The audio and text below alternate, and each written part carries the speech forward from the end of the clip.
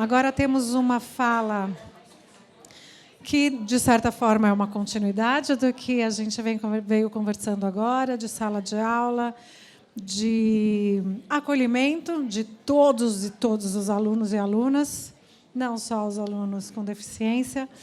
E também a gente vem conversando sobre permanência dos alunos, né?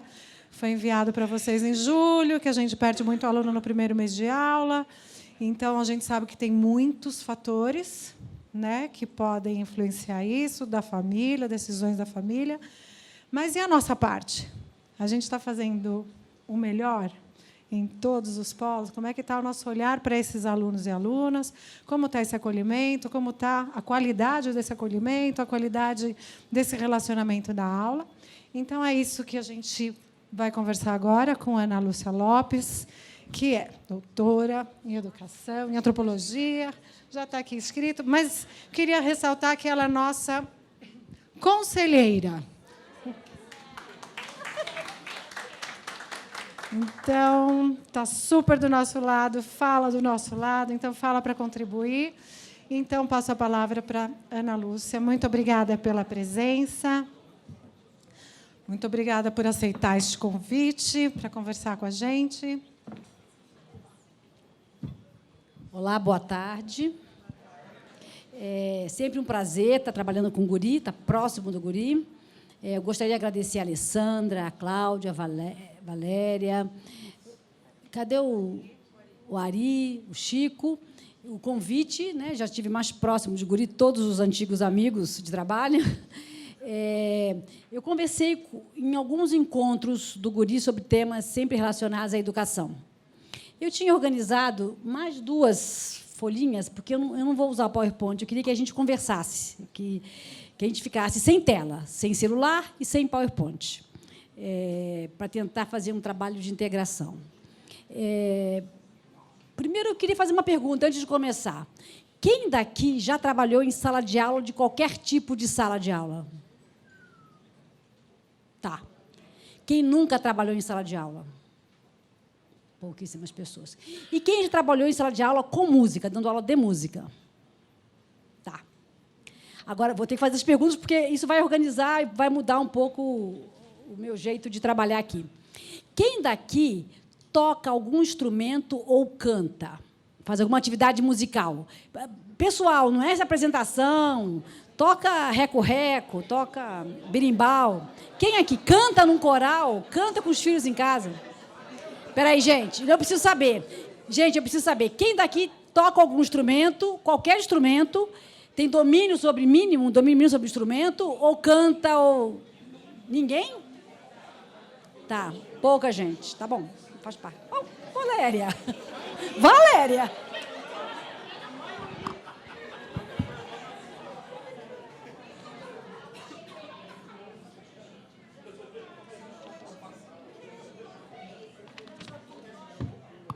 Gente, em primeiro lugar, o pedido que me foi feito para conversar, quando a Cláudia mandou para mim um e-mail, eu falei, olha, isso é uma conversa para uns 5 anos, mas vamos começar. Tem que começar de algum lugar. E eu organizei a fala em 2 eixos principais. Um para discutir princípios e dimensões e outro para discutir limites e estratégias. E vou tentar, eu sei que vocês estão cansados, sei que eu tenho a tarefa de ser a última do dia, né? Depois de um café gostoso, mas é a última do dia. Teve morango do café, dá um up. E eu queria saber mais uma pergunta, antes de eu começar. Teve aquele encontro em Santos, eu acho que foi o último encontro que eu fui técnico do guri. Quem estava naquele encontro? Seminário. Ah, tá. Não foi 16, não. 2012, mais para trás. Tá. 12 ou 13, que o Lino, tá bom. Eu não sou uma pessoa muito, mas o Lino, da USP, estava, professor de psicologia. Estava, tá bom. Só para saber, não é que tem uma coisa que eu vou querer retomar, mas é chato ouvir de novo, mas eu vou tentar ser sucinta. Bom, eu tentei resumir de forma muito simples, né? A questão proposta, porque nós estamos falando dos muitos encontros em sala de aula. A sala de aula é um espaço de muitos encontros, encontros que podem ser dirigidos por uns ou por outros, mas é um espaço de encontro de conhecimento, encontro de relação, e que disso aí sai o mundo, né? Porque encontro de conhecimento, de conteúdos e de relação, você organiza a vida por aí mesmo, não na sala de aula. Mas é importante a gente entender as dimensões que organizam esse encontro, esse lugar chamado sala de aula, independente de qual seria o conteúdo trabalhado. Agora, quando o conteúdo é música, tem especificidades e tem vantagens impressionantes. E novos problemas também, claro, novas dificuldades. Então, antes da gente começar a falar, eu vou fazer uma apresentação rápida, uma conversa rápida com vocês. Quem já ouviu, me desculpe, vai ouvir de novo, mas faz parte. Sobre que dimensão do conhecimento nós vamos falar hoje. O princípio que vai orientar um pouco a minha conversa é a gente tangenciar, passar perto da dimensão estética do conhecimento. A gente sabe muito da dimensão lógica do conhecimento, a dimensão intelectual, que a gente aprende a ler, escrever, aprende a contar, aprende a fazer relações, abstrações, generalizar, criar argumentos, não é isso? Tudo está dentro da dimensão lógica, da dimensão intelectual, lógica do conhecimento. Tem a dimensão motora do conhecimento, a gente aprende com o corpo é o equipamento da aprendizagem, né? Tem o desenvolvimento da criança, do jovem, o corpo aprende, o corpo sente, o corpo é matéria-prima de conhecimento, é matriz de conhecimento.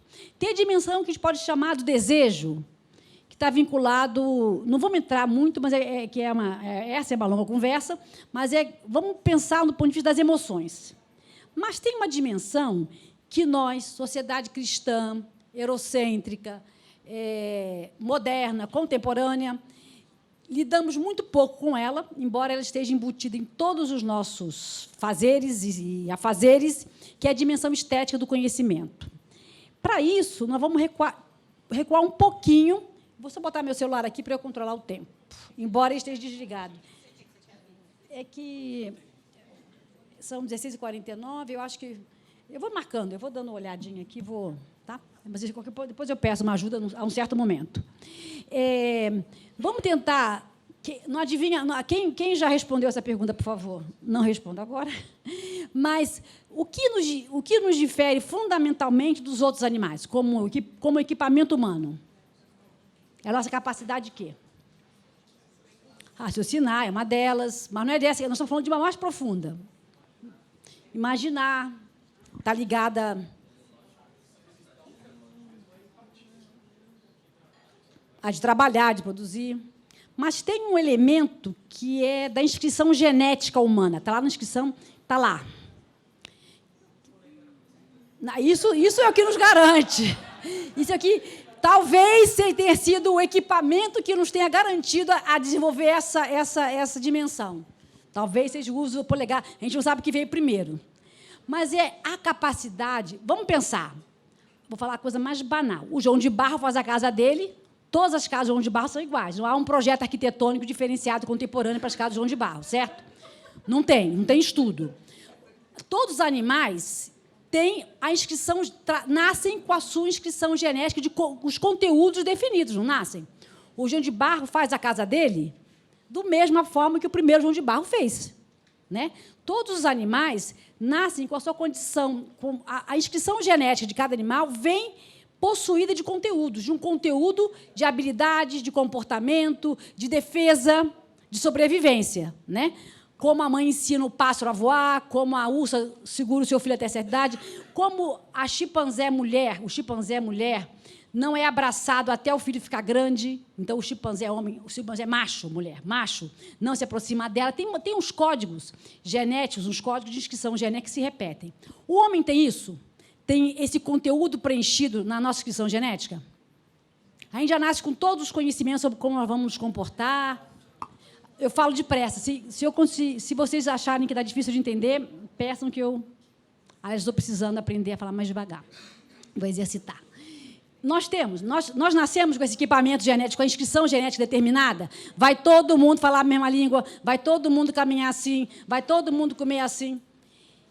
Nós temos um vazio nessa inscrição genética que a humanidade preencheu com uma capacidade básica fundamental, que é a capacidade de representar, que é a capacidade de tornar presente o ausente. É aí que a gente deu um show na nossa linha de nos tornarmos humanos.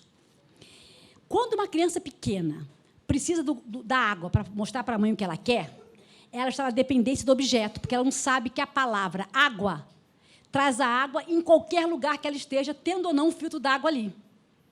Ela não entende. Quando a criança fala água, ou fala aua, ou alguma coisa parecida, e a mãe identifica, o pai, o tio, a avó, sei lá, que é a água que ela quer, ela entrou com os 2 pés nesse lugar chamado humanidade.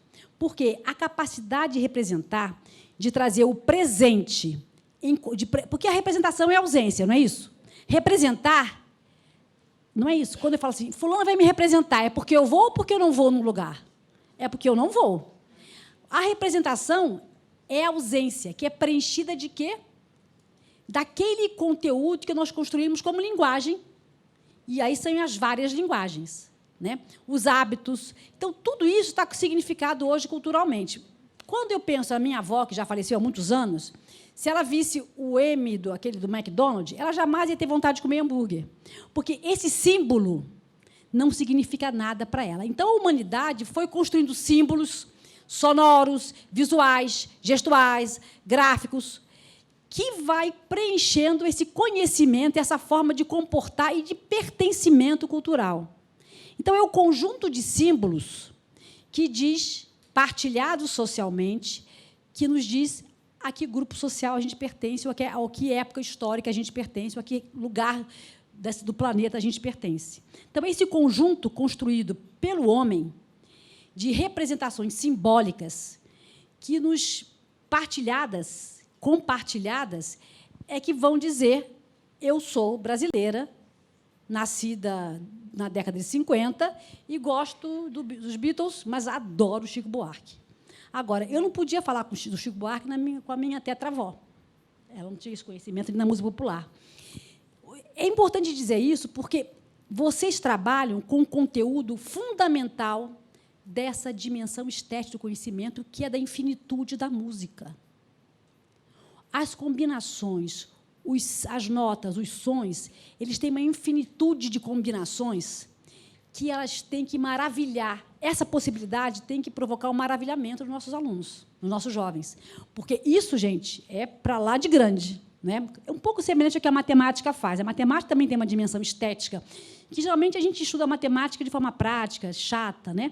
Mas ela também tem esse maravilhamento. Os números combinados têm N relações entre eles. Quantas relações e as notas têm entre elas? Os sons têm entre eles. Quantas divisões podem ser feitas? Quantas combinações podem ser feitas? Isso, gente, é do caramba. E a gente tem que se empolgar com isso, porque isso não é pouca coisa, não. Essa é uma construção humana de uma importância. E são vocês que, junto com os professores, que aproximam esses alunos dessa competência de dominar um instrumento, que é um outro assunto, e fazer música, e cantar música. Então, é muito importante, a gente aqui não vai falar muito, vamos falar um pouquinho, mas sobre essa dimensão mais intelectual, mais lógica do conhecimento. A gente vai tentar conversar um pouco mais sobre essa dimensão estética. Mas eu queria dizer uma outra coisa também sobre a dimensão estética do conhecimento. Ela, muitas vezes, não vale para nada, a não ser para nos tornar humanos. Vamos pensar. Não tem uma função prática. Eu vou contar 3 exemplos meus, pessoais, de um sentimento que... Eu estava indo conhecer o Pantanal. Aí fui para uma focagem de jacaré que me chamaram, estava à noite, eu olhei aquilo, achei impressionante, aqueles olhos de jacaré, maravilhoso, lindo. O jacaré, eu fiquei meio assim, tudo bem. Aí voltamos na boleia lá do carro, aí o motorista falou assim, vamos parar esse carro? Desligou o carro e falou assim, agora eu vou apagar as luzes. E aí eu olhei para o céu, falei assim, agora todo mundo olha para o céu? O motorista era bacana. Gente, eu me senti embrulhada pelo céu. O céu era tão poderoso, tão cheio de estrelas, e era tão multidimensional que a gente se sentia como se estivesse dentro do céu. E eu falei assim, não sou eu, todo mundo fez. Sabe aquela coisa que você vê linda da natureza, que você fica assim, meu Deus, para que serve esse sentimento, essa emoção? Para que serve esse conhecimento que você acabou de travar e adquirir? Tem alguma função prática? Mas te põe numa escala de humanidade definitiva. Você recupera a tua humanidade. Porque você faz... Por exemplo, um abraço. Às vezes, aquele abraço... Não é todo abraço. Mas, às vezes, aquele abraço... Ele te faz... Né? Abraçar é um negócio genial, né? Abraçar é muito bom. Te coloca numa condição de você... Ai, que bom esse abraço. Faz o que com o abraço? Vende abraço, aluga abraço, põe no... Não tem o que fazer com o abraço. Ou a dimensão. Uma vez eu fui a Paris, já muito mais velha, não conhecia, e estava andando lá, tão desavisada, Gente, como eu não vou lembrar o nome do museu? O século XIX. Não. 19, d'Orsay. Estava andando no d'Orsay e estou ali, andando. Aí, de repente, eu olho para o lado, o quarto do Van Gogh. E falei assim, sabe que negócio? O quarto, a obra saiu do livro e veio para perto de você? O que eu faço com o quadro de Van Gogh com a minha emoção? Nada, objetivamente. Então, a dimensão estética, ela tem, de fato, essa função. Ela não é prática. Ela tem uma função de te integrar como humanidade. É para você mesmo. Ela tem uma função integradora, de você ocupar cada vez mais o teu lugar de humano na vida. Então, essa função estética, a gente, nas escolas, ela é muito secundarizada, terceirizada, não sei como a gente fala, quarta ou quinta vez, porque é muito difícil, mesmo a aula de arte ou de poesia, às vezes ela é didática. Não, porque eu não sou contra a didática, não, tá? Eu tenho problemas quando a didática esvazia a estética. Né? Eu sou da geração, eu tenho 65 anos, sou da geração em que educação na escola alternativa, uns anos atrás, década de 70, 80, porque como a gente queria desenvolver a consciência crítica, era o nome da... Tem muito nome da moda agora, né? Naquela época era consciência crítica. E aí a gente pegava um texto literário de Machado de Assis, maravilhoso, e falava, quem são os personagens principais? Onde aconteceu o cenário? Quais são os conflitos? A criança acabava de ler, o jovem falava, que saco. A emoção do texto foi para o beleléu. Então, aquilo que o texto provoca em você, a emoção do texto, ouvir um som, uma melodia, E eu tenho uma experiência especial. Eu trabalhei numa escola chamada Ágora, muitos anos atrás. Eu era coordenadora pedagógica e tinha um aluno com sérios problemas emocionais. Sabe o que é aquele aluno que ele ficava muito cansado, porque era um problema psíquico mesmo. E ele estava na segunda série, que era 8 anos de idade. Ele ficava muito cansado porque o esforço que ele fazia para se manter saudável era tão grande que ele dormia o tempo inteiro, porque a conjuntura familiar o trazia para a doença muito fortemente. Mas sabe o que salvava ele? A música. A escola tinha um trabalho de música, de teatro. Não tem. E aonde ele era a pessoa que era esperada e que entrava na hora certa, com o instrumento certo e cantava, na hora da apresentação musical. Era a hora que ele era pleno. Não estou falando que a música resolve os problemas do mundo, da humanidade, senão a gente botava uma orquestra no Planalto. Não é isso. Eu só estou dizendo que a música, sem dúvida, te coloca num lugar que não é o da matemática, não é do português, dado de forma condicionada. Né? Porque o que acontecia com ele? Sabe um aluno que você se apaixona? Porque a gente se apaixona por alunos. Né? A gente não pode se apaixonar, mas se apaixona. Né? Porque a relação com o aluno não é de amor, é uma relação respeitosa, de carinho, de trabalho. Mas, gente, o ser humano acontece isso. Quando tem aluno também que você não gosta. Aí você tem que ficar esperto. Quando você não gosta, por quê? Esse aluno deve acionar alguma coisa lá das suas mesquinharias e você não consegue resolver. Porque é só seu aluno, ele não é seu marido, seu filho, seu namorado, não vai casar com você, é só aluno. Quando o aluno nos irrita, alguma questão está na relação. A criança em si não te irrita, porque tem aluno que irrita um e não irrita outro, não tem? Tem as unanimidades também, mas tem uns que... E aí, esse menino, eu era coordenadora dele, não era professora, e ele, um dia eu falei, fulano, por que você não fica mais tempo assim? Ele falou para mim, feliz? Ele tinha 8 anos de idade. Então, mas qual é a hora que ele... toda vez que eu lembro disso, agora eu não vou chorar mais, porque já me emocionei várias vezes sobre isso, mas que ele entrava... Começava, porque era trabalho de música, tinha apresentação dos pais, final do ano, e o pai não pôde ir, ou a mãe, sei lá, mas ele foi cantar, foi lá tocar, eles tocavam e cantavam. Cada grupo criava suas próprias melodias, tal, dependia da série, e os arranjos do instrumento. Era um ano inteiro de trabalho e tinha esse momento do produto, que é um resultado fundamental do processo. A criança precisa do produto.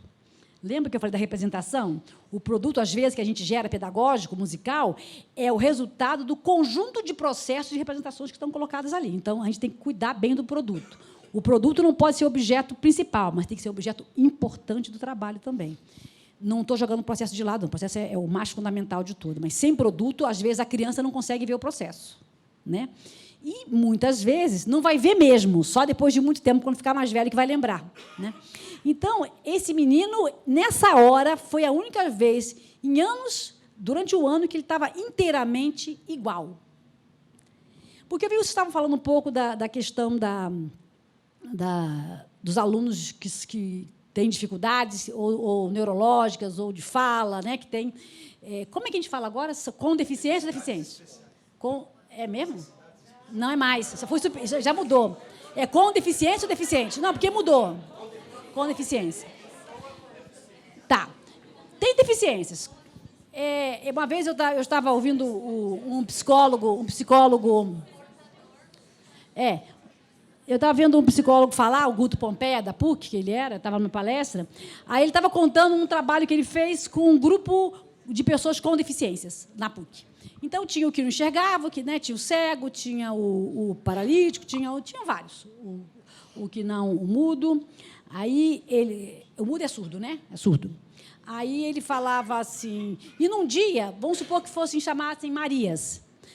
Eram duas. Uma não, tipo, de locomoção, e a outra não enxergava.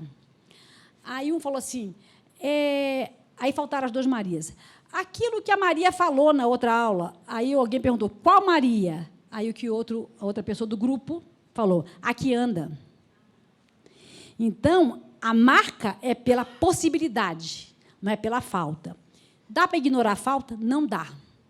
Mas, uma coisa que eu vi que vocês estavam conversando um pouco sobre isso, nós vamos voltar para isso, é a questão da igualdade.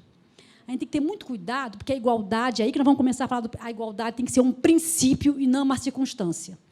Se eu tenho certeza que eu trabalho com a igualdade como um princípio, eu posso atuar de forma diferente. Eu estou autorizada a atuar com eles com forma diferente, porque as necessidades são outras. É a igualdade que me garante a diferença. Porque, se eu só atuo na diferença, eu discrimino. Então, quando eu digo que a igualdade é o meu princípio, a igualdade não é o objetivo a alcançar. Ele é um princípio de trabalho. Ele é um princípio que orienta o trabalho. Aí, a partir da igualdade, é que eu vou perceber se eu tenho que dar mais estímulo para um, para outro, que diferença de oportunidade de acesso eu vou ter que dar para que eles fiquem, todos eles, o mais próximos possíveis daquilo que é o ideal, aquilo que é o definido, aquilo que é esperado para aquele grupo, como projeto, como plano de trabalho, como plano de aula, como plano pedagógico, como plano musical. Porque o plano musical, quem resolve somos nós, não é isso? Não são os professores, as equipes? Por mais que a gente faça a interlocução. Então, eu queria que agora, assim, 2 minutos, em duplas, cada um contasse para o outro uma experiência estética que teve.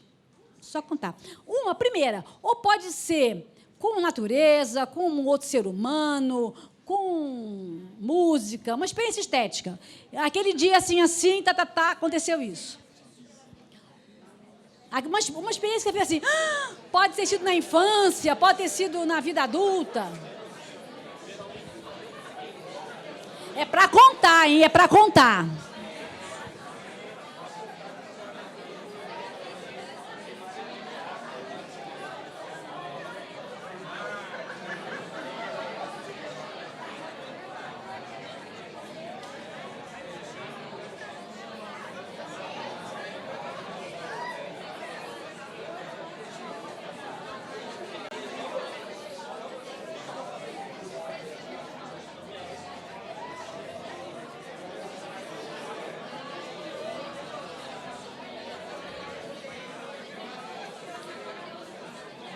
Vamos lá?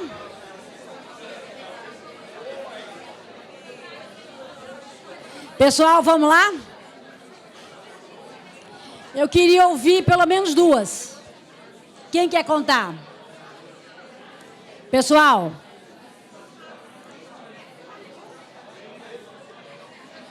Pessoal?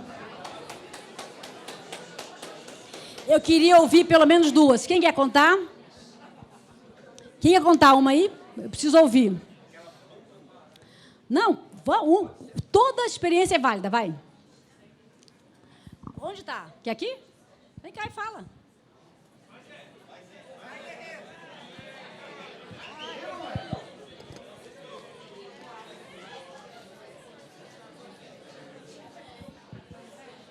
Como uma experiência estética que eu tive que marcou demais para mim foi estar num ritual com vários índios da América toda, juntos, cada um na sua tradição, índio do México, do Equador, do Brasil, da Amazônia, todos juntos cantando, cada um o seu canto, a sua tradição, numa noite assim incrível. Foi muito. Mas também não vale, né? Aí ele humilhou todo mundo, gente. Aí ele humilhou todo mundo. Não, gente, né? Acabou. Alguém quer falar a sua? Alguém quer lá meu Van Goghzinho, ó? Ficou pra lá. Mais uma, gente.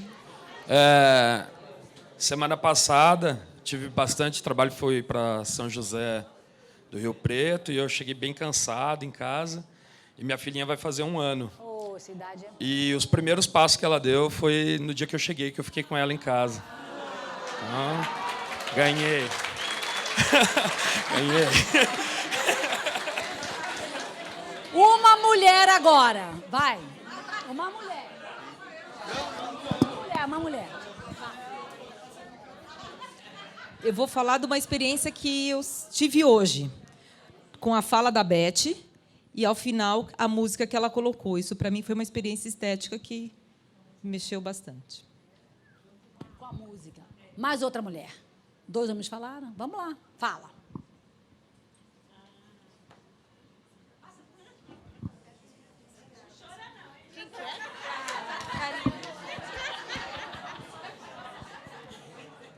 Bom, sou Gislaine de Araçatuba.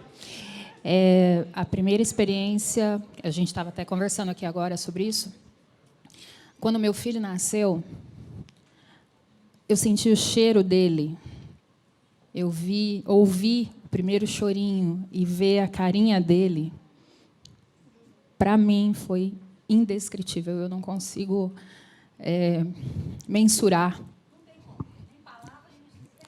Foi fantástico. E uma outra que eu também falei, relacionada à natureza, que você falou, eu acabei pensando nisso também. Eu tinha pânico de mergulhar. E uma vez eu fui para uma viagem em Maceió e eu mergulhei no mar, dentro do mar. A sensação de estar lá dentro, no meio do mar, com toda aquela claridade, ver aquela dimensão, foi, eu acho que é uma coisa também que eu nunca vou conseguir esquecer. Foi fantástico.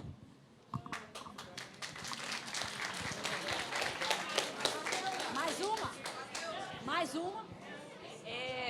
Não sei se é o caso, mas olha que interessante. O quanto também as experiências estéticas dos outros também nos movem. Porque, por exemplo, eu só fiz uma viagem para Maceió com meu filho. Eu tinha acabado de me separar, era um momento difícil, porque ela contou essa viagem no Facebook.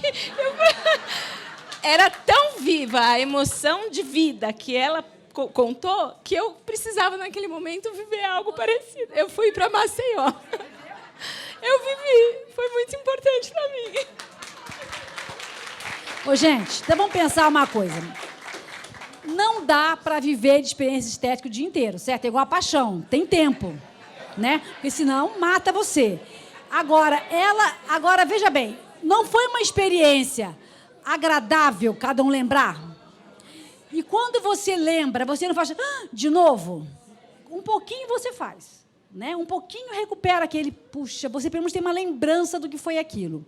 Os nossos alunos precisam, de alguma forma, passar por essas experiências também. E a gente não tem controle, né? Como é que você vai saber? É um encontro. Como é que você vai saber o que você vai trabalhar em sala de aula que vai proporcionar que tipo de experiência em cada um? Porque são muitos encontros. A aula do professor, quando ele fala, ou quando ele propõe uma coisa, é uma coisa só. Mas a escuta são muitas, né? Tem tantas aulas quanto os alunos têm naquela classe, diferentes. Cada um faz a relação com o que pode, com o que consegue, com o que escolhe. Então, a gente sabe que a gente não tem o controle disso. Por isso que nós estamos falando em princípio orientador. Então, é muito importante, eu também estar no meu princípio, quando eu planejo uma aula, experimentar ou propor situações de superação, de encontros, de aquela música que eu sei que vai fazer vai dar uma força. Por quê? Porque isso, de certa forma, vai criando um encantamento, que nós vamos falar lá atrás dos alunos que evadem, que vão embora, tudo mais. Mesmo que vai embora com que bagagem? Vai embora com que experiência? Que tipo de pessoa está saindo do guri? Tem coisas que a gente não controla mesmo, e não tem que querer controlar. Mas a gente pode saber o que a gente quer fazer. A gente, ultimamente, tem falado muito, eu vou só falar isso rapidinho para ir para o outro assunto, da empatia. Eu estou com cuidado com a palavra empatia. A palavra empatia, ela é circunstancial. Eu posso não ter nenhuma empatia pelo Ari, não é verdade?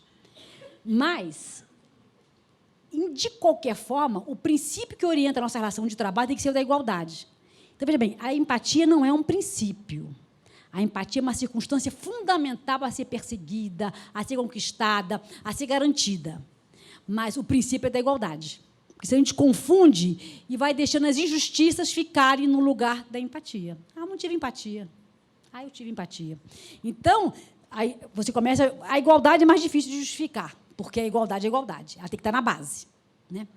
E por que nós estamos falando isso? Porque nós estamos num momento da humanidade, a gente não sabe para onde vai esse negócio, não. A gente não sabe. O trem está desgovernado, para onde vai em termos de valores, princípios. Eu estava assistindo um DVD, um curta, no curta. Eu tenho, já falei a minha idade, não vou repetir, e, por isso, o meu domínio de internet tem lá seus limites. Eu estava assistindo porque o Trump ganhou a eleição. É um curta.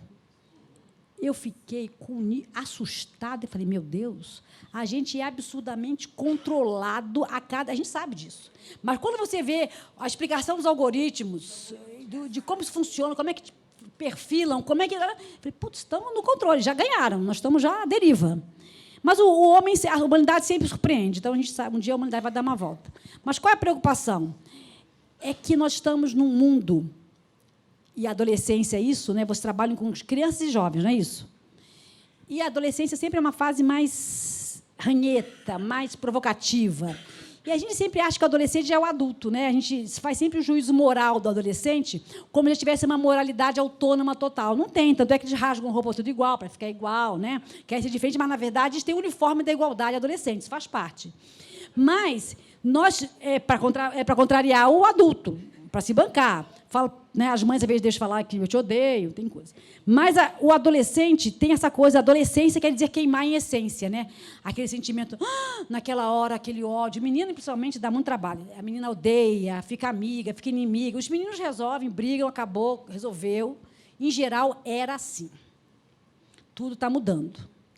Mas uma coisa que nos preocupa, tudo isso é antes de chegar na sala de aula, tá?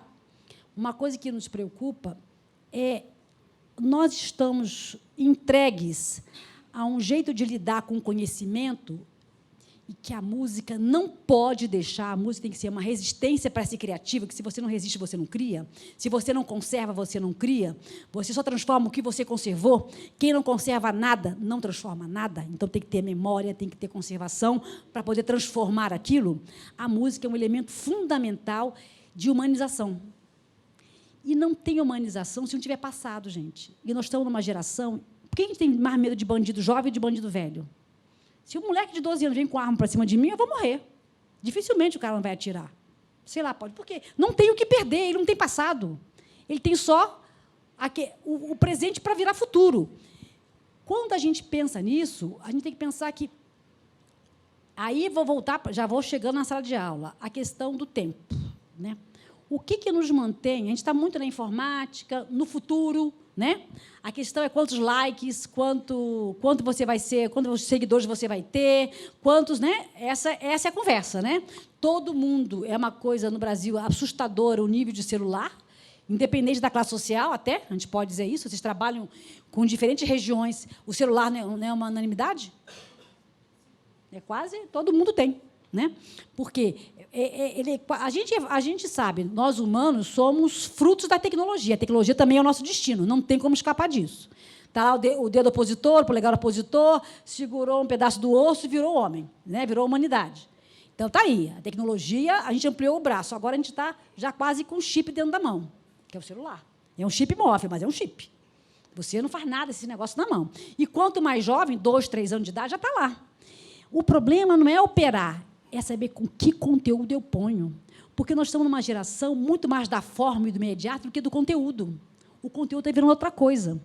Então, o nosso papel não é ser reacionário, mas é entender, resistir para ter uma qualidade importante do ponto de vista das gerações. Então, existe um elemento fundamental que é o passado. Se eu não tenho a história na minha mão, se a história não é passada para mim, eu não posso projetar futuro com o conteúdo. Quer ver só? Quem sabe como foi inventado o violão? Os alunos sabem como foi inventado o violão. Quem os primeiros violões vieram como, foram feitos como.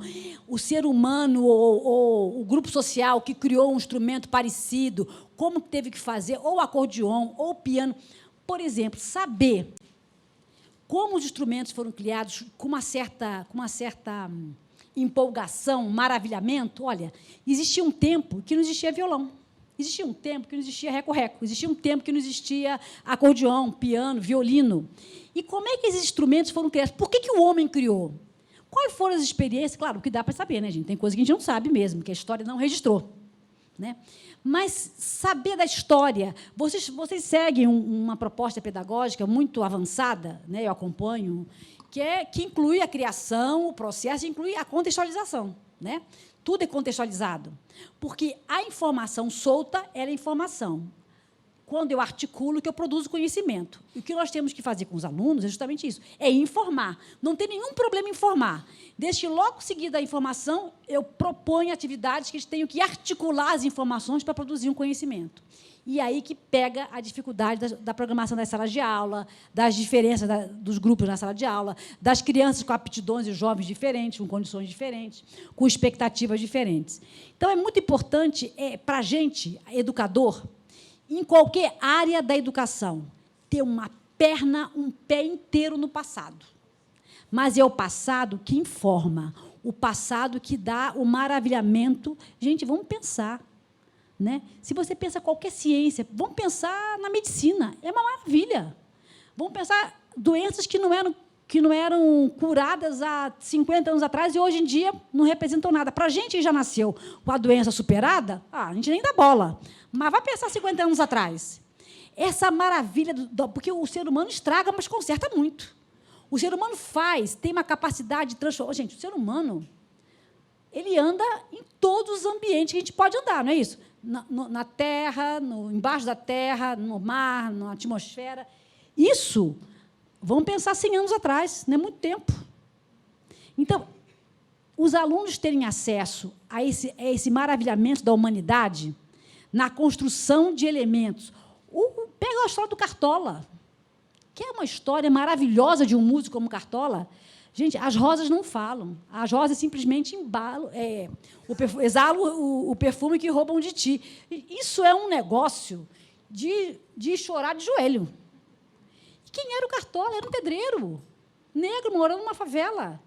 Então, como que essas histórias que vão sendo contadas, pequenas biografias de músicos, de compositores, de cantores, que mostram uma geração. Quando a gente, pai e mãe, conta para os filhos a nossa superação, nós estamos ensinando os filhos a ter futuro. Eu vim de tal lugar, eu fiz isso, seu pai fez aquilo, paraná, paraná. Quem tem história de superação para contar, né? Porque tem gente que já nasceu rico, aí não estamos falando dessas histórias, que também é importante ter outros níveis de superação. Mas, quando você conta o passado como uma saga de transformação, você põe no jovem e na criança a crença no futuro. Porque uma pessoa, ou um jovem, uma criança, sem crença, é um descrente,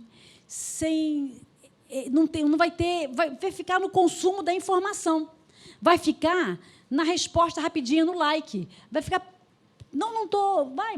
vai falar no like, vai ficar em todas as relações pelo celular, a gente não sabe onde isso vai ter, mas uma coisa é eu saber, pelo menos, que conteúdo eu quero botar ali dentro. Eu escolher o conteúdo que eu quero botar. Outra coisa é eu ser levado para ficar totalmente alienado pela tecnologia, porque a tecnologia não é para alienar. A tecnologia é para ampliar a capacidade do ser humano, da humanidade. E, quando a gente vê todo mundo alienado na tecnologia, tem alguma coisa errada na nossa condução. Então, tudo isso que a gente está conversando aqui um pouquinho tem a ver com os princípios que orientam o trabalho. É muito importante a gente pensar que, num trabalho de música, fundamentalmente, o passado é um elemento... Não é para repetir o passado, vocês sabem disso. É para saber que teve passado. Entender aquele passado e achar legal aquele passado. Tudo depende de como eu conto, de como eu mostro. Né? Se eu for ficar falando de uma forma chata, vai ser uma coisa. Mas se eu conto com maravilhamento, com empolgação, e depois eles vão construir uma música em cima daquela outra música, vão refazer, eles estão criando em cima de uma coisa feita que eles sabem como foi feita. O saber como foi feito muda tudo. Ele sabe que vai fazer outra coisa. O grupo vai fazer uma como é que a gente chama? Uma adaptação, quando eu estou tocando, um arranjo. Ele sabe... Eu estava ouvindo um dia eram músicos... Era o Festival das Canções. Eu sou antiga, então estava lá... E aí foi um filme, um documentário interessante, em que o MPB4 fala, o Magro fala... Eu fiz aquele... Foi do Roda Viva? Não, Roda Viva, Chico Buarque. Foi do Roda Viva. Foi com eles. Aí ele fala, eu fiz aquilo... Assim, o Chico fala assim, ele fez aquilo, pá, terminava assim, porque já era a hora do aplauso. Então, e eles estavam dizendo como é que eles fizeram aquele arranjo. Claro que eu já vi Roda Viva cantado de outras formas diferentes, mas não é isso para os alunos. Quando a gente sabe como as relações e os conhecimentos, os conteúdos foram construídos, na medida do possível, a gente opera sobre eles com mais autonomia e com uma outra condição de criação, porque eu estou operando sobre um conhecimento que foi construído, que tem autoria. Porque é importante a gente saber da autoria. A autoria não impede que eu faça sozinho, mas a autoria impede que eu entenda qual é a minha inscrição naquele lugar, qual foi a minha participação naquilo. Então, quando a gente fala um pouco de princípios, eu queria falar desse princípio fundamental, que é o princípio da estética, como motriz, na dimensão estética do conhecimento, como motriz do trabalho, fundamentalmente no guri, porque o trabalho de música é um trabalho... Vocês já leram aqui um livro chamado A Memória Coletiva, do Hobsbawm? O último texto dele é A Memória Coletiva do Músico. É um dos textos mais preciosos que eu já ouvi, que eu já li. Ele recupera como a música é inteira, como você, ao lembrar de uma música que você esquece, a música ela vem toda pela parte. Quando você lembra um pedacinho da música, a música está inteira ali. Dificilmente você lembra um pedacinho da música e não lembra do resto. Então, ele vai construindo o que é essa memória da música, do músico. É bem interessante, porque a gente trabalha com a memória o tempo todo fragmentada. E não importa que a memória seja de fragmento, porque a memória ela é fragmento, mas ela é inteira o tempo todo. Né? A memória ela não é realidade. A minha lembrança não é do que aconteceu, mas é do que a Cláudia me lembrou. Lembra, 2 anos atrás... Aí eu falei, tá. Aí ela vai fazer com que ilumine lá no meu cérebro alguma coisa, eu vou lembrar. Mas, se for a Valéria que fizesse comigo, eu vou lembrar de outro tipo de coisa. A memória é construção agora. A memória ela não está lá guardada, não é exemplo do que aconteceu. A memória é construção. Então, quando eu acesso o que os outros fizeram, isso vai, de alguma forma, sendo introjetado como um conjunto de conteúdos a ser desenvolvido. Bom, então, uma das perguntas que me pediram, né, na discussão aqui seria quais são as expectativas dos alunos de hoje. Eu vou falar isso antes de falar da sala de aula. Esse blocão é para a gente falar, depois vai falar da sala de aula, dos limites professor-aluno, das relações pedagógicas. Tá, obrigada. Mas quais são as expectativas dos alunos de hoje que vocês reconhecem quando vocês vão visitar os polos? O que vocês entendem? O que é que está vindo como expectativa?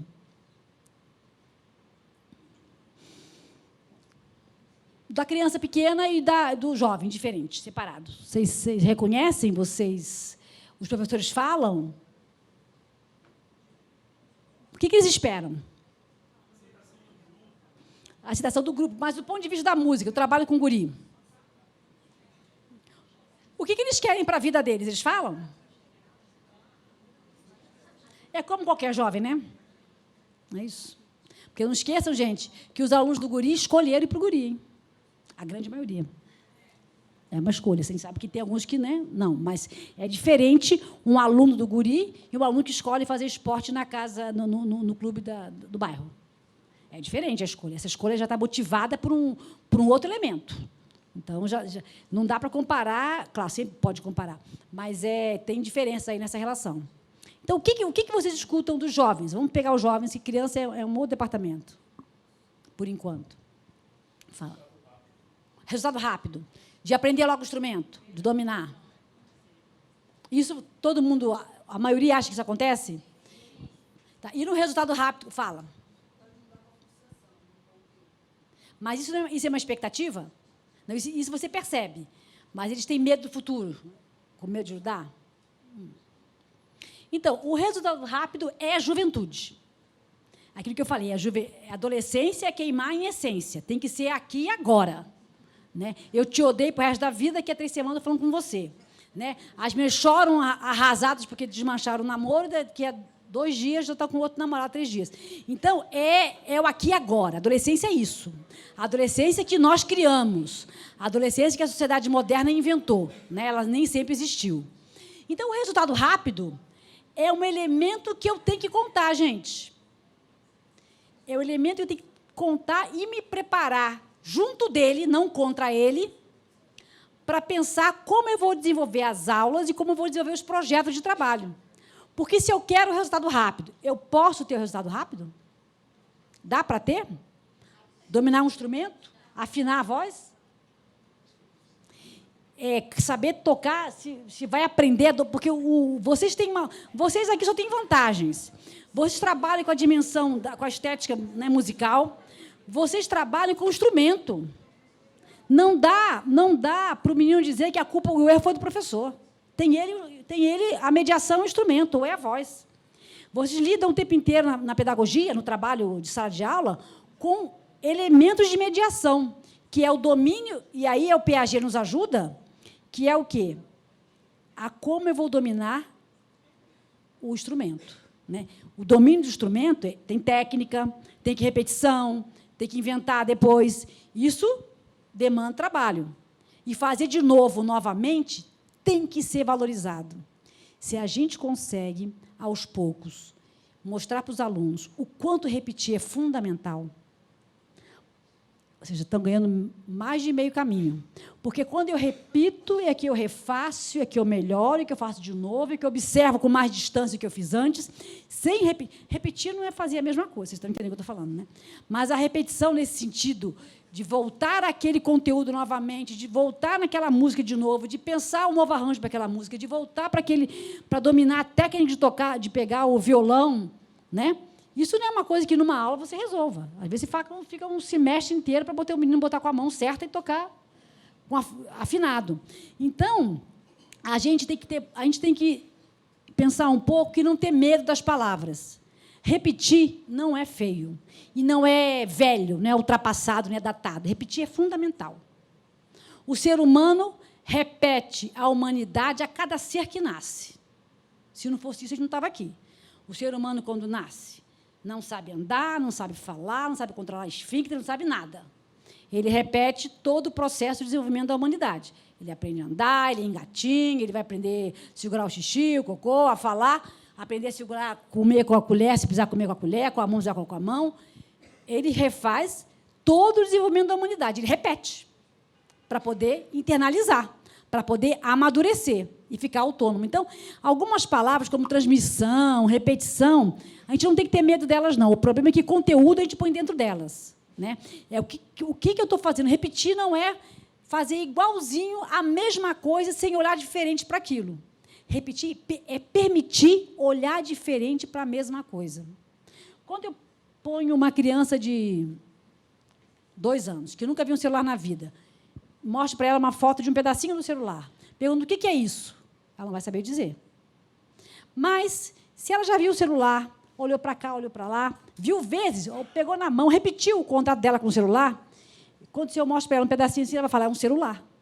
Porque é a recorrência das ações motoras, e aí aquela coisa, né, que os filósofos gregos falam: para aprender tem que caminhar, Eles faziam todas as conversas deles falando, né? Sem caminhar você não aprende. Não é aprender só a caminhar, é aprender a pensar, tem que caminhar. O caminhar pode ser metafórico, pode ser o caminhar, voltar novamente para aquele processo. Então, é muito importante nessa relação, e eu sei que é difícil no cotidiano, mas a gente está atento para as palavras e para os preconceitos com algumas palavras, que elas, às vezes, elas ficam sendo esvaziadas e jogadas num lugar nenhum. É importante saber que o aluno precisa ir mais de uma vez no mesmo lugar. Então, se o aluno tem uma expectativa de ser um músico, a gente já viu isso. Não é o guri que vai dar isso, não é isso? O guri sempre deixa claro isso. O guri faz um trabalho de iniciação musical, um trabalho que as escolas no Brasil tinham que fazer, um trabalho que tinha que estar dentro da orientação metodológica de todas as escolas do Brasil. Ou não. Ou todas as crianças terem acesso à música também até a hora que quisessem ter. Mas o guri ocupa esse lugar de uma política pública de educação. Não é só de cultura, é de educação. É de cultura, mas é de educação. Então, é importante que a gente vá pensando como eu vou dando espaço para que esse aluno acesse a música com a sua história, com a sua percepção, mas também encontrando o conhecimento do professor. Porque é sempre muito destacado que a gente, professor, quando legitimado pelo conhecimento, quando o aluno legitima o professor como aquele que conhece, a relação transcorre de uma outra forma, né? Então, é muito importante o professor pensar que lugar é esse que ele ocupa. Vamos pensar um pouco nessas relações, limites entre sala de aula, entre aluno e aluno. Os alunos chegam na sala de aula, na sala de música, vou chamar de sala de aula, tá? Sem problema com a palavra aula, né? E quando eles entram lá, com que expectativa eles chegam? Alguém já falou de ser reconhecido pelo grupo, pelo professor, de ter pares, né? E de aprender. Alguns chegam absolutamente envergonhados, ficam no canto e tudo mais, não é isso? Agora, então, existe a relação aluno-aluno, existe a relação aluno-professor, existe a relação professor-conhecimento. Se eu tivesse uma lousa aqui, eu faria um triângulo. Colocaria.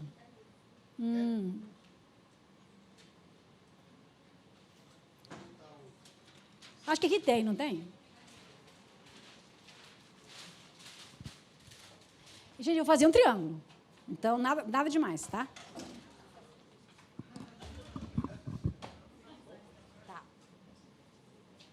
Vai ser um triângulo vai ser um triângulo inclassificável. Tudo bem.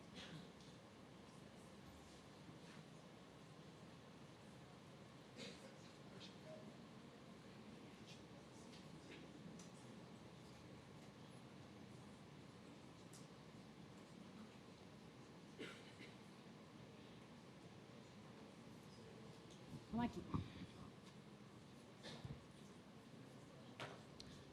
Quando o professor é aquele super sedutor, maravilhoso, que faz com que os alunos só olhem para ele, e aí eles fazem aquela aula maravilhosa, linda, mas sem dar elementos e ferramentas para que o aluno olhe para o conhecimento, ele faz uma relação de sedução, o aluno pode até aprender alguma coisa, mas tira o professor, vai embora o conhecimento, porque fica uma relação professor-aluno. O fundamental de um professor é ele chegar no aluno e trazer o olhar do aluno para o conhecimento. Eles estão na mesma base, porque eles estão igualmente equidistantes do conhecimento, mas ele, no lugar de professor, é de aluno. Então, é muito importante que o professor capture esse olhar do aluno e leve para o conhecimento. Não fique ele e o aluno na base, porque ele e o aluno da base vai ter problemas de incômodo, problemas do limite, problema do aluno que eu não gosto, problema do aluno que responde assim. Para que eu consiga lidar bem com as questões da dinâmica de sala de aula, o conhecimento, seja ele qual for, tem que ser para onde eu e os meus alunos olham. Está claro isso? Se fico eu e ela, e eu dou uma aula que maravilhosa, falo coisas lindas, trago coisas como se empolga, e depois eu saio do cena, acabou. Ela vai gostar do meu jeito de dar aula, mas não do conhecimento que eu estou trazendo, ou do conteúdo que eu estou trazendo. O professor precisa fazer com que o aluno se apaixone, se envolva com o conhecimento. Não que não possa se envolver e gostar do professor, claro que pode. Mas o problema é que não pode ficar nessa base. Não pode ficar tão quase erótico, uma relação de paixão, que aquele professor maravilhoso, e nós temos, todos nós temos, professores que a gente gostava porque eles eram empolgantes, mas você não lembra nada que você aprendeu com aquele professor. E professores que você tinha dificuldade na relação, que não precisa ter, mas que você lembra de algumas coisas, assim, então aquilo eu entendi. Então, é muito importante que esse olhar aqui, ele é puxado pelo professor, mas é levado para o conhecimento. Porque se eu sou o conhecimento, olha para o sol. Tira o olho do sol. O que você enxerga quando você tira o olho do sol? Nada.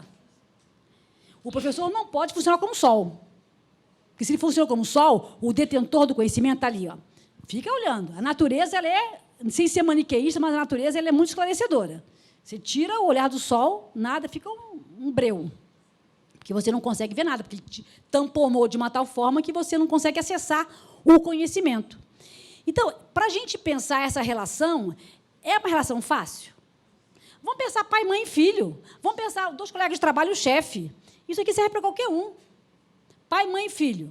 Se eu tiver essa relação aqui distante, se eu começar o pai falar para a mãe assim, fala com a sua mãe. Não, seu pai que resolva. Não. O que acontece? O nós desaparece e a criança vai trabalhar na fratura do pai e da mãe. Se o pai fala assim, não, nós vamos conversar aí com a sua mãe, depois a gente conversa com você. Ou a mãe fala a mesma coisa, a criança percebe que tem um nós olhando para ela. Muda tudo na relação.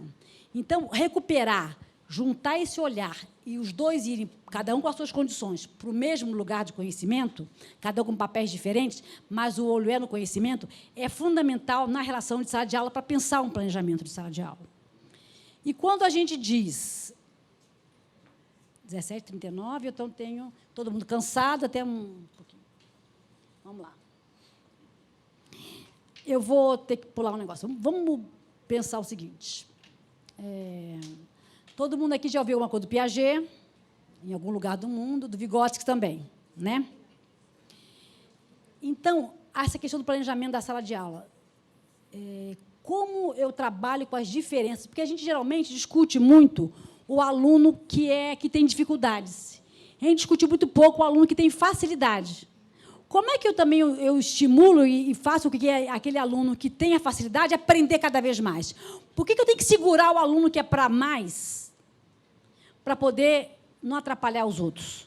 Então, o aluno que tem uma facilidade maior, ele vai ter que ser seguro para que os outros se desenvolvam e cheguem no lugar dele? Não.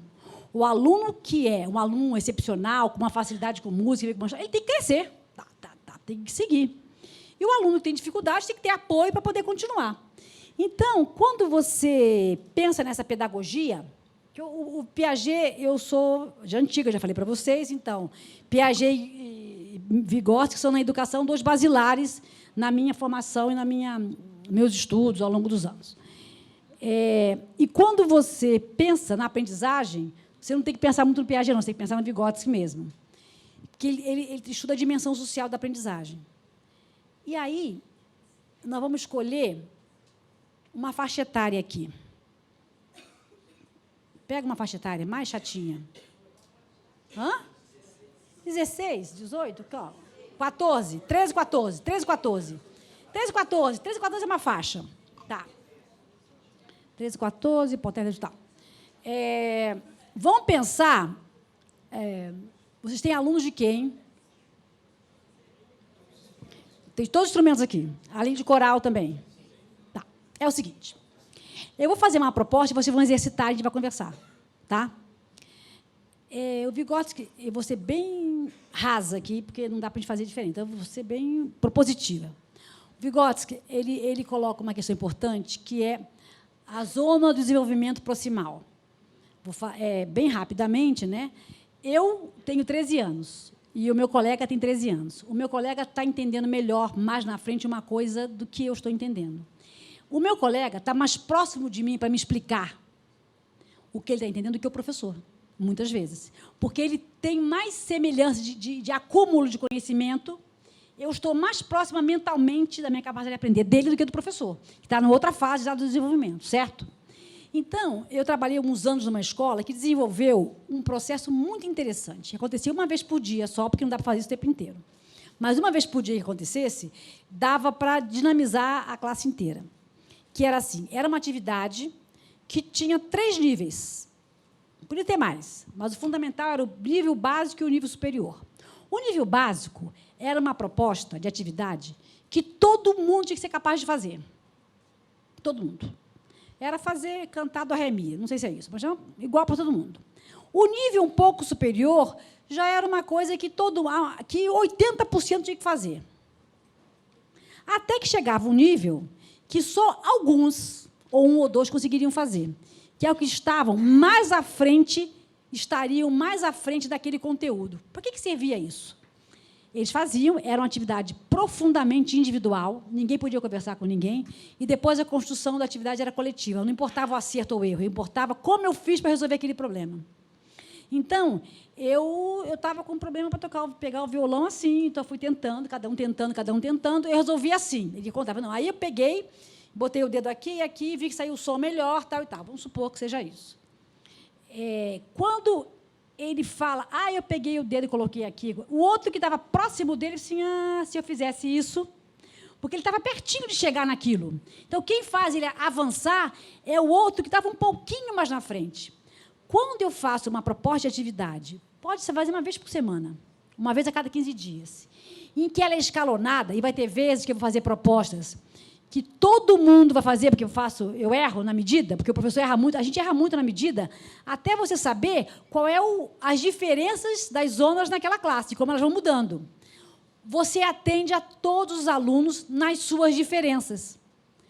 Entendeu? Não é, eu estou propondo a mesma atividade, mas todos. O menino de síndrome de Down, se tem aluno de síndrome de Down, eu tenho que botar a primeira atividade que eu tenho certeza que aquele aluno vai ser capaz de fazer. Todo mundo tem que estar incluído na atividade. E eu vou criando alguns obstáculos. E dou um tempo para fazer. Quem não conseguiu chegar, não conseguiu, não faz mal. Não é um joguinho. E depois eu vou discutir como é que você fez para fazer a segunda e a terceira, e eles vão automaticamente percebendo o que faltava. Faltava um pouquinho para eu conseguir. Eu vou tentar ir fazer. Pode parecer bobagem, mas isso dá uma competência, uma agilidade de desenvolvimento na aprendizagem que vocês não têm ideia. Essa atividade, que é individual no primeiro momento, mas ela é socializada depois. E o que importa, né? Como eu respondi, mas como eu fiz para resolver aquele problema. O professor vai ajudando, sempre, né? Igual a juiz e réu, responde o que foi perguntado. Mas essa atividade ajuda a você primeiro perceber como é que estão os níveis da sala de aula, a perceber como é que um aluno ajudou o outro a superar naquela condição. Que alunos... Não tem aquele aluno que depende de você o tempo inteiro para poder engatar? Não tem aquele? Que ele tem quase um problema, sintoma de aprendizagem, se você não vai lá e fala, vamos lá. Naquele dia a gente fez assim, se você não faz isso, não vai? Até esses alunos conseguem dar alguns saltos. Então, eu vou pedir que vocês tentem fazer. Escolham um instrumento, escolham um nível de aprendizagem e pensem simples. Para esse conteúdo que eu vou trabalhar, eu quero 3 questões. Uma básica, claro que são muito mais questões, tá? Uma média e uma que é lá na frente. Só um cara muito bom consegue fazer. Podem fazer isso sentados, do lado um do outro? 3? Cada 3? 10 minutos? Não, todo mundo. Quem não é, imagina.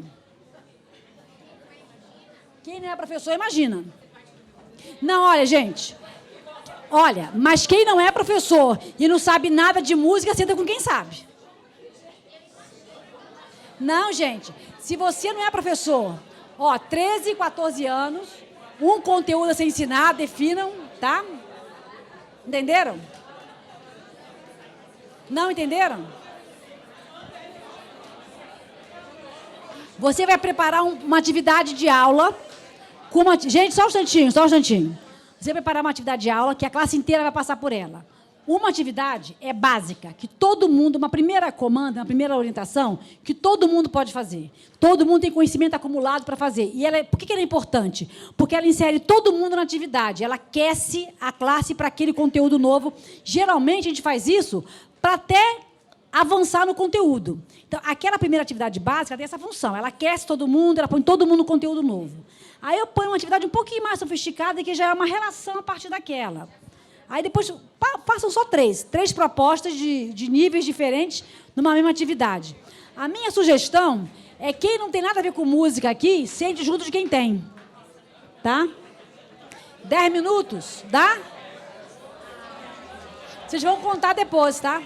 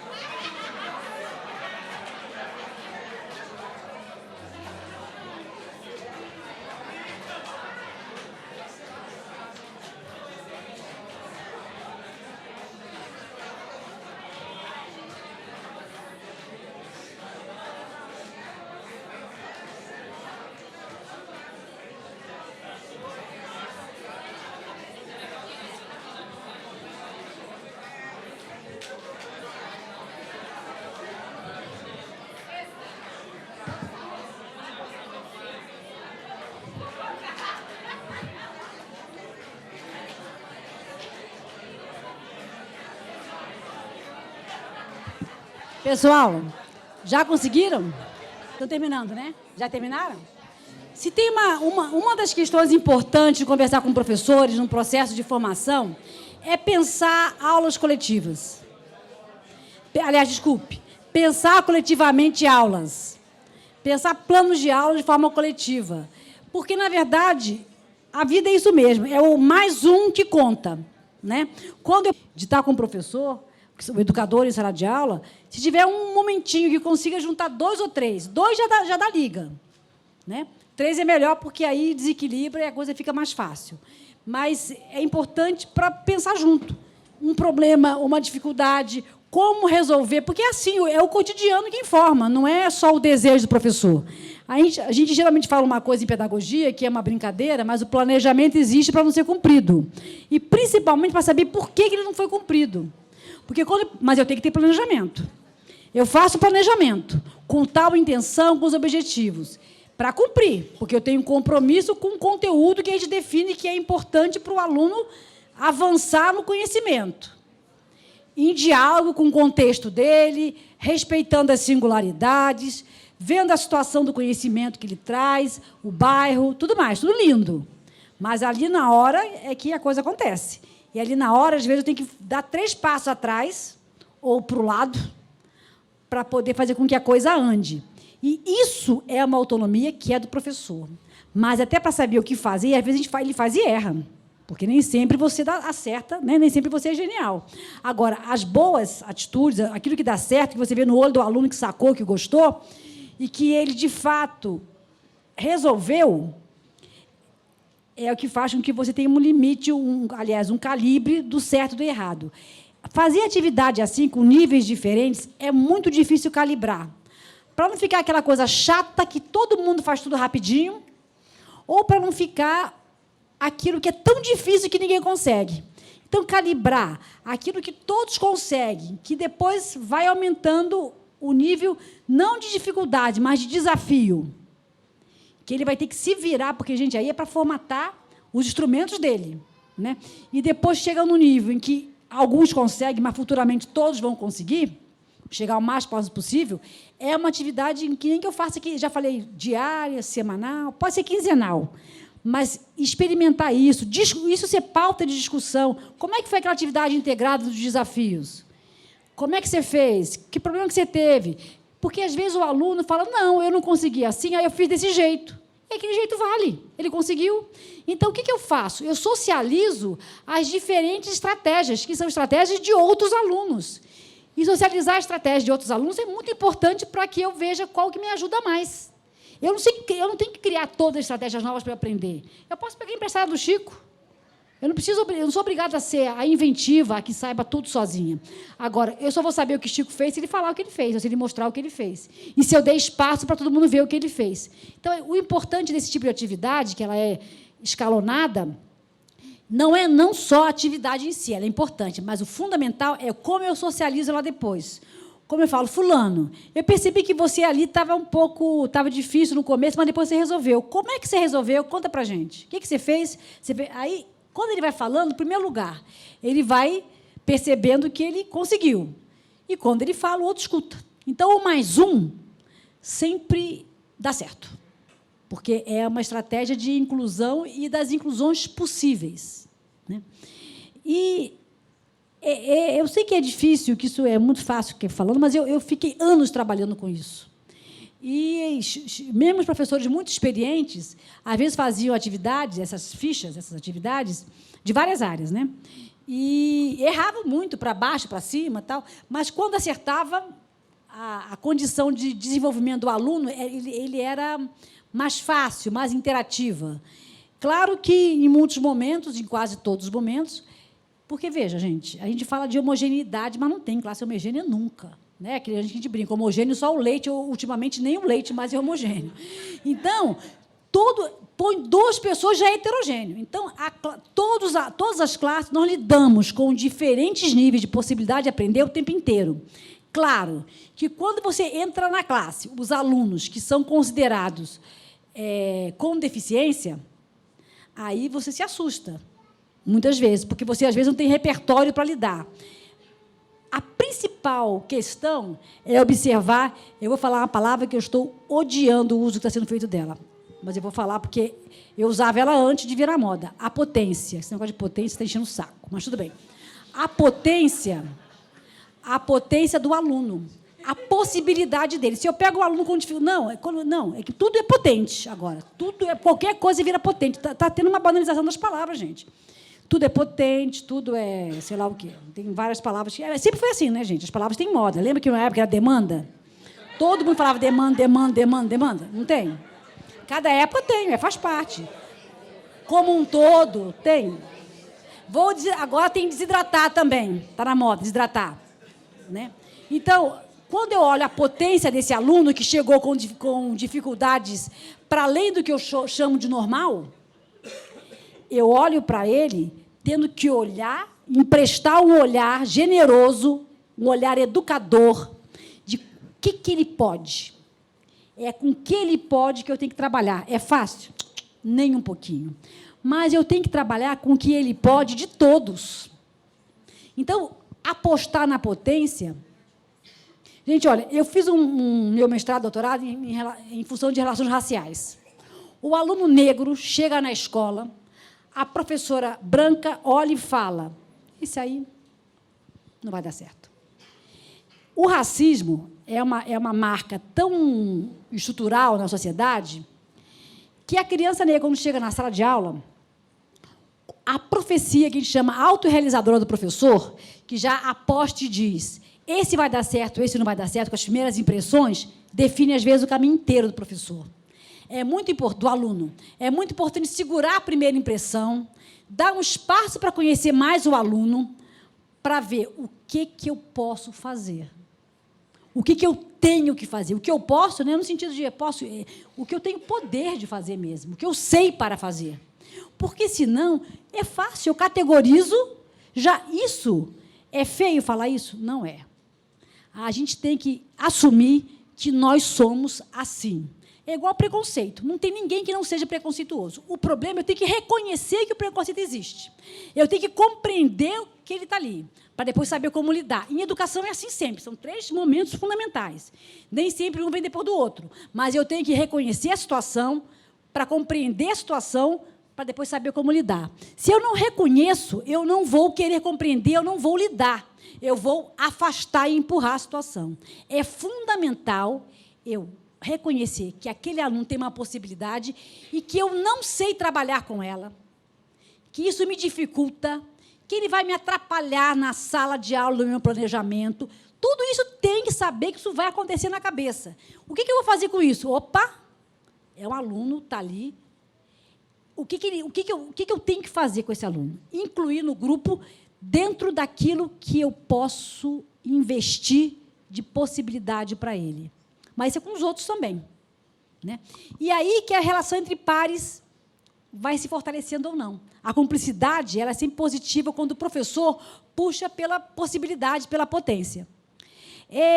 Eu estou dizendo isso porque, na verdade, a gente... É feio, às vezes, a gente assumir as nossas mesquinharias, não é isso? Mas nós somos humanos. Nós temos todas as mesquinharias, cada um tem as suas. Mas, né? Então, a gente não pode fingir que a gente não tem preconceito, que a gente não acha que atrapalha. O problema é como eu encaro isso. Porque não tem jeito. Tem um aluno ali, de carne e osso, na minha frente, querendo aprender, o pai dele que aprende, eu tenho que ensinar. Senão, esse não é o meu lugar. Então, é igual o professor fala, os alunos não sabem ler. Ensina. Mas estão na 4ª série. Azar, ensina. Se ninguém ensinou antes, ensina agora. Porque se eu ficar falando que tinha que saber antes e não sabe, qual é o meu lugar agora? É de ensinar. Então, é a mesma coisa. Se ele tem dificuldade no violão, eu vou ter que pensar um jeito. É fácil. O ônus é alto para o professor? É. Ser professor é isso. Ser professor é trabalhar muito e ganhar pouco. Ser professor não tem tempo de pesquisar. Mas, então, o professor tem que contar com os colegas. Porque é na relação da camaradagem, da competência dos colegas, que eu posso ampliar minha capacidade de ação também. Porque o meu colega do lado sabe mais que eu alguma coisa, eu sei mais que ele outra coisa. Vamos juntar esse negócio aí. Porque esse trabalho em dupla, esse trabalho em trio de professores, para pensar a sala de aula, para pensar como eu vou interferir na dinâmica da sala de aula, tanto do ponto de vista do conteúdo como do ponto de vista da sociabilidade, é o que ajuda, gente. Ajuda muito, porque eu estou, de fato, trabalhando com pares, com os que estão em igual condição. Agora, quando a gente fala de sala de aula, em geral, de escola, a gente pensa que a escola tem a função de ensinar a ler e escrever, né, quando a criança entra pequena. Mas essa é uma função secundária. Na nossa cultura, a função primeira da escola é a de sociabilidade. Ela é a primeira instituição, depois da família, no qual a criança se insere. E estar no grupo é totalmente diferente de estar em casa com pai, mãe e irmãos. Vovó, vovô, tio, cachorro, todo mundo. O lugar que eu vou ocupar no grupo, como eu vou disputar o lugar com o professor, o meu lugar junto ao professor, para ser reconhecido, porque todo mundo quer ser reconhecido, todos nós queremos, as crianças também querem, por que não? Os jovens também querem, por que não? O lugar que eu ocupo no grupo, o pai, é muito comum o pai falar assim, mas meu filho não é assim, em casa ele não é assim, em casa não é assim, aqui é. Porque o que a criança disputa no grupo não é o que ele disputa na sala de aula, as disputas são diferentes. Às vezes, o que você tem que evitar com o aluno? Que ele seja o palhaço da classe. O aluno palhaço da classe tem que ser a preocupação do professor, porque ele não tem que conquistar. Claro, ser um aluno bem-humorado é uma coisa. Mas quando você pega aquele aluno que é o palhaço da classe e que todo mundo reconhece ele por ter esse lugar, o que eu faço com esse aluno? Eu dou para ele esse lugar só. Ele não tem um outro lugar de reconhecimento. Então, é muito importante ver os lugares. É muita coisa para ver? Mas a gente, depois de 5 encontros, já está vendo. O professor é rápido. Não é rápido, a gente começa a perceber. Fulano, a gente tem perfil, né? Esse cara só reproduz isso, esse cara faz gracinha aqui, esse cara é o CDF que faz tudo, mas também só quer ele fazer. Nos trabalhos em grupo que a gente faz, só ele quer falar. Tem todos, a gente vai percebendo. Esse cara não respeita, a gente sabe. Só que essa relação de sociabilidade ela é intermediada pelo professor o tempo inteiro. Então, eu queria perguntar para vocês quais são os principais problemas da relação professor-aluno que vocês ouvem nos professores agora. Quais são? Não estou falando aluno com aluno, porque nem vai dar tempo de a gente falar aluno é aluno. A gente vai falar de professor-aluno só. Quais são?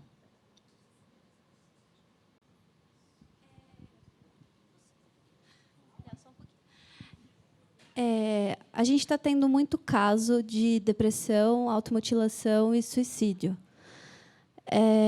Isso influencia não só na relação professor-aluno, mas na relação aluno-aluno. Oi? Alunos do Guri, sim. Um tanto, acho que eu falo, todas as regionais concordam. E tentativas de suicídio, algumas bem-sucedidas e muitas não. E eu queria só aproveitar e perguntar, você falou de empatia, e falou de empatia como circunstancial. E a empatia, ela não é só me colocar no lugar do outro por uma coisa boa, mas se o outro não está num lugar bom, e eu estou próximo desse outro que não está num lugar bom, e eu me coloco no lugar dele, eu fico num lugar ruim também. E aí eu fico me perguntando, a gente discutiu isso na regional segunda-feira, as evasões estão acontecendo em maior quantidade, talvez porque os nossos alunos não querem estar neles próprios, não querem estar na sociedade, e aí eles acabam não estando no Guri. É bem estranho, eu sei, mas é uma reflexão que a gente fez com base no que a gente está vendo e vivenciando, que tem relação com essa relação professor-aluno, aluno-aluno e aluno-sociedade. Adolescente lidando com o próprio futuro ou a falta de perspectiva diante do que vem depois. Quem vai dormir aqui hoje? Gente, é o seguinte. Quando eu falei que empatia é circunstancial, não quer dizer que ela não esteja na estrutura, ela está. Mas ela tem que ter como princípio a igualdade, é só nesse sentido. Vocês podiam começar de um caso mais facinho, hein? Por favor. Olha só. Não é os jovens do Guri, que estão passando por esse sofrimento de... Nós estamos com uma humanidade sem perspectiva. Estamos numa crise de humanidade há uns 30 anos, quase. E que ela vem avançando. É uma coisa que a gente já fala há 30 anos atrás. Não é a coisa de agora, não. Só que agora ela está chegando num nível... né?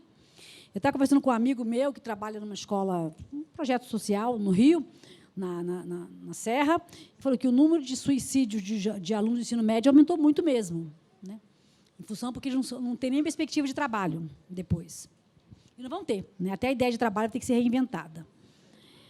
O problema é o seguinte, nós não temos como controlar isso. essa é uma questão sistêmica, é uma questão da estrutura da sociedade, é uma questão do estágio atual do capitalismo, é uma questão dos lucros, né? Nós não temos, é uma questão do poder. Então, a gente não tem como controlar o aumento ou diminuição do suicídio. A automutilação é aquela coisa, né, gente? Em educação, o professor tem que ensinar. E tem que ter especialistas para poder tratar, quando precisa de tratamento. O professor não pode tratar. Não que ele não tenha que entrar em contato com a situação, mas ele não pode começar a classificar e dizer, porque a mãe dele abandonou, porque ele tem isso. Isso não compete ao professor. É uma dimensão do conhecimento que a gente não tem. Não peguem para vocês, não, hein? Porque isso já é demais.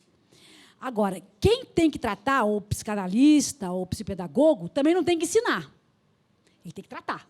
Então, não dá para a gente confundir as funções. São funções que se conversam. Elas são paralelas para poder elas se relacionarem. Se misturar, o professor começa a querer tratar o aluno porque tem problema e que está querendo se matar, ao invés de ensinar ele música. E o outro, vocês não vão conseguir, porque vocês não vão dar conta. Então, é muito importante falar beça, né? Mas aí entra o produto. Aí entra a sedução pelo produto. Quando eu penso, claro que eu tenho alunos que, às vezes, a gente fez um trabalho com um jovem muito interessante, que a Valéria está aí, 20 minutos? Tá. Terminar com esse assunto, hein? Não vamos terminar com outra coisa, não vamos terminar com isso, não. É o seguinte, vamos pensar, é fundamental ensinar. É fundamental mostrar uma possibilidade nova. É fundamental escutar a música que eles querem, que eles escutam, que eles gostam, mas ampliar o conhecimento. É muito importante dizer, bacana o funk. Aliás, o funk tem uma batida genial. É bacana o funk. Essas letras são horríveis, mas o funk é bacana. Mas vamos ouvir também fulano?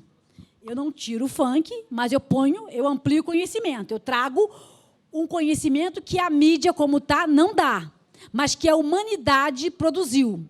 E aí eu encanto pela construção humana. Tá. E aí, quando eu dou ideia de passado, eu vou criando possibilidade de futuro. Esse pessoal está sem passado. Lembra que a gente falou do começo? Claro que a questão da mutilação tem um pouco de moda, tem um pouco de contaminação juvenil, que os jovens se contaminam muito, mas tem uma questão da identidade sexual. Nós estamos numa loucura de gênero. Não estou só contra, mas está todo mundo perdido. Porque está todo mundo tendo que se defrontar com o que o amigo pensa, porque eu gosto disso, eu não gosto daquilo, porque abriu a porteira. E no que abre a porteira, as dificuldades de lidar com a porteira aberta é maior do que antes. Não estou dizendo que não tinha que abrir, não, mas nós estamos passando por isso. Não dá para negar. Então, é muito comum ter dificuldade de identidade, não só de gênero, racial, identidade geral. E a criança se mutila por conta disso. É comum. Quer dizer, comum não. Acontece muito.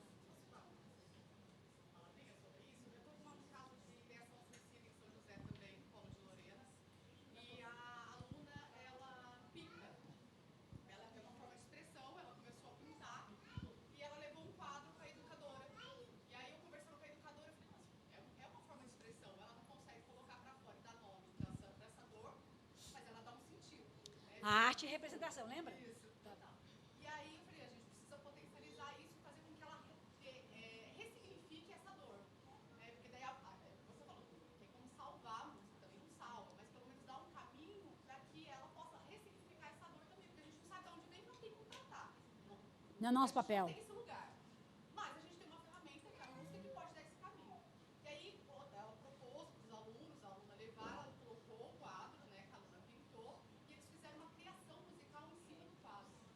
E ficou muito legal, porque a aluna, ela desenhou pensando numa dor, né, de uma forma que ela, né, teve... E ela falou ou não?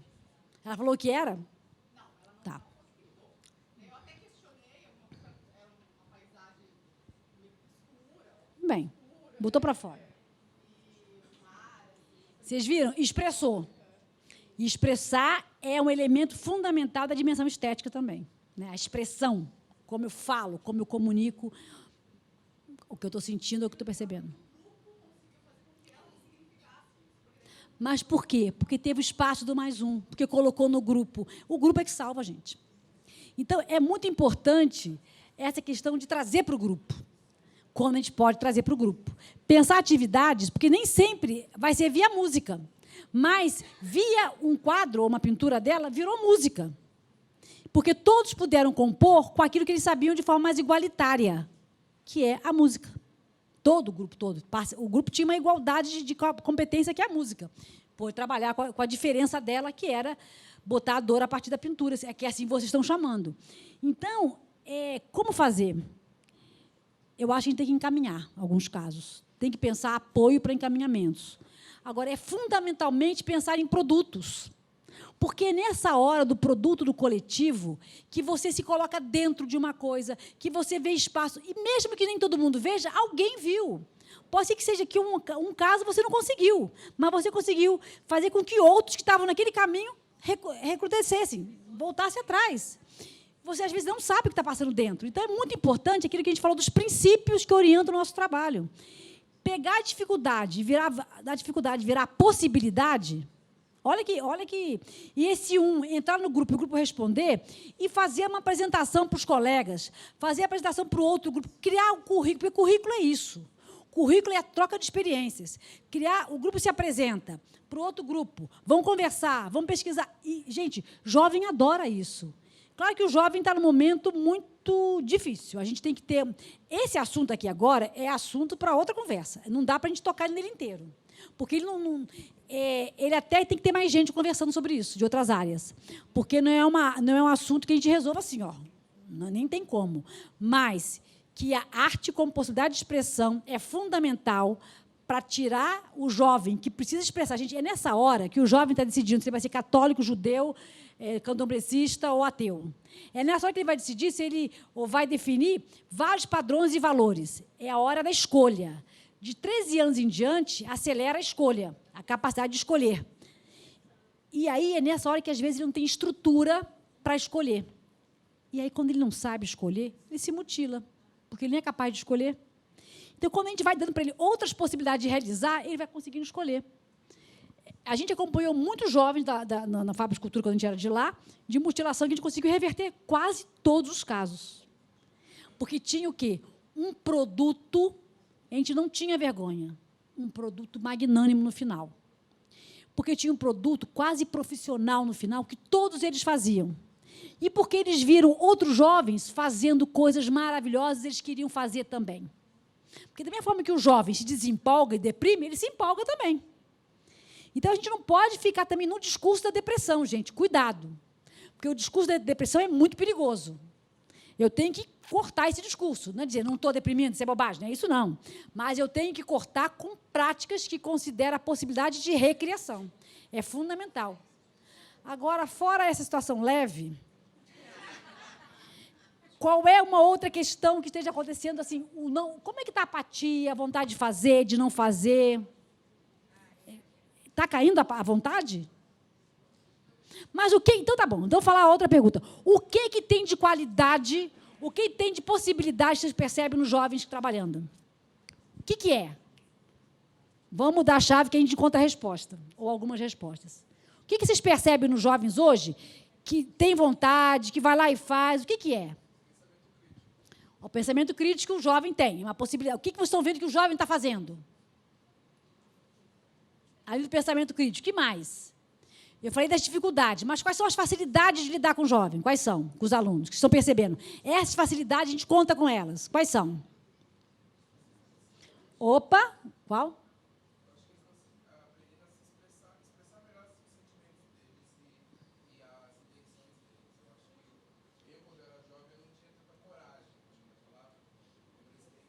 A coragem é um elemento, gente, fundamental. Tão importante quanto a vergonha, que quase ninguém mais tem também. Mas a coragem, mas é verdade, a vergonha é um elemento fundamental. A juventude, gente, antigamente, gente, quando me envergonhar é muito importante. Me envergonhar significa que eu respeito o outro pelo que eu fiz. A vergonha é um sinal de respeito em relação ao outro. Agora, os jovens quase não têm mais vergonha. E agora, a coragem é um elemento... Por exemplo, um teatro sobre a coragem, a música sobre a coragem, um slam sobre a coragem. elementos da arte que eu posso... Eu não preciso fazer isso do suicídio, eu tenho que fazer de elementos importantes, que façam sentido para ele. Cartola e a coragem, Pixinguinha e a coragem, não sei. Eu tenho que pensar em elementos que, para o jovem, vai criar condição dele seguir, continuar o caminho. Né? Oi. Não, fala. Precisa sim.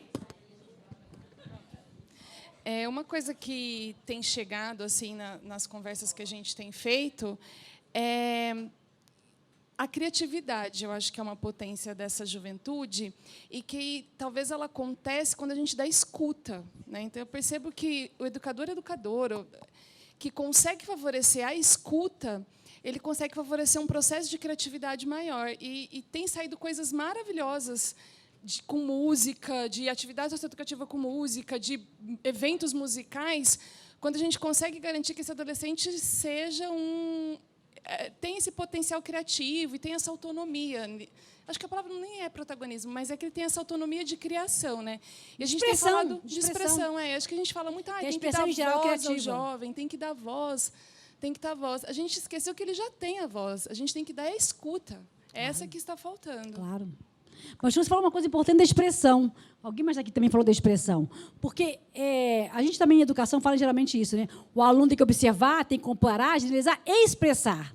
Se eu não dou a possibilidade de expressão nos vários níveis da expressão, a capacidade de transformação fica diminuta também. Né? E, às vezes, só em um aluno falar, para ele, aquilo é profundamente transformador. Só ele conseguir articular o que ele está pensando e falar, às vezes, é profundamente transformador. O que é transformador para cada um é variável, né? Não é igual para todos. Agora, a gente vai ter que terminar, porque já tem 5, são 3 minutos, 10 minutos. Eu preciso, que, na verdade, ficou um ping-pong, né? Mas também eles mandaram umas perguntas para mim que eu vou te contar um negócio. Vamos combinar. Mas, olha só, gente, eu vou querer palavras, porque essas palavras vão costurar uma outra coisa. Uma palavra que ficou na nossa conversa de hoje. Vamos lá. Uma palavra. Pertencimento. Outra palavra. Coletivo. Outra palavra. Motivação. De quem? Motivação de quem? Tá. Outra palavra. Mas todo mundo tem que falar uma. Escuta. Todo mundo tem que falar. Outra palavra. Oi? Produto. Outra palavra. Ressignificar. Conhecimento. Maravilhar.